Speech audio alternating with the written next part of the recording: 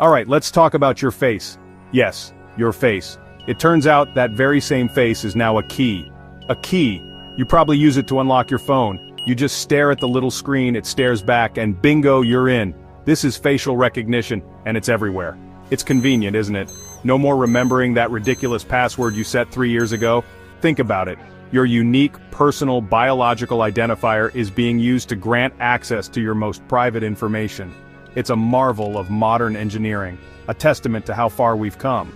So, let's try to understand this face-scanning wizardry a bit better, shall we? Because it's not going away anytime soon. So, how does this digital doorman actually work? How does your phone or a security camera know it's really you? Imagine you're trying to describe a friend's face to someone who's never met them. You'd point out specific things. They have wide-set eyes, a pointy nose, a square jaw.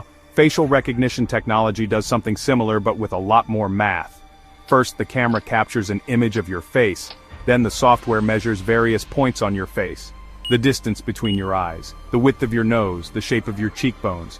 These are called nodal points, and there are dozens of them. This faceprint is then converted into a string of numbers or a code.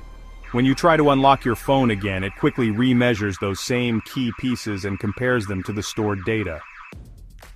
Now, before we all run off to live in a cave wearing novelty oversized sunglasses, let's acknowledge that facial recognition isn't all doom and gloom. It actually has some genuinely useful applications. One of the big selling points is enhanced security. Think about airports. Facial recognition systems are being trialed to speed up check-in, bag drop, security screening, and even boarding. Your face becomes your boarding pass.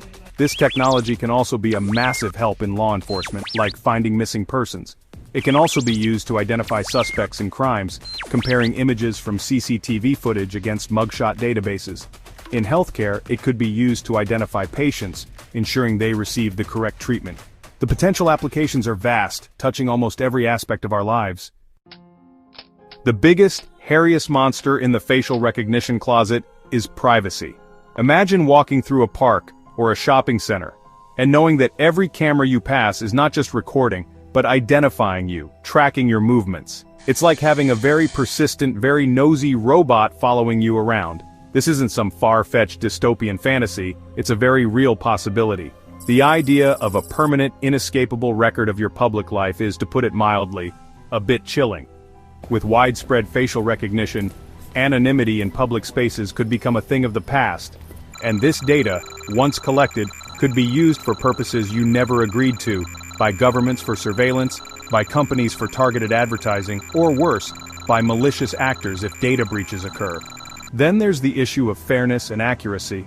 Studies have shown that many facial recognition systems are less accurate for people of color, women, and younger or older individuals.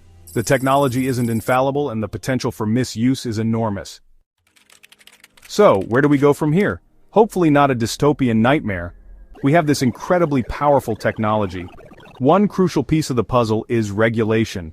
Lawmakers around the world are slowly waking up to the need for rules about how facial recognition can be developed, deployed, and used. Some places have introduced outright bans on its use by police or in public spaces. These laws often focus on requiring consent before your facial data is collected, and ensuring transparency about where and how the technology is being used. Beyond laws, there's the critical issue of accuracy and fairness. Developers have a responsibility to make these systems as unbiased and reliable as possible.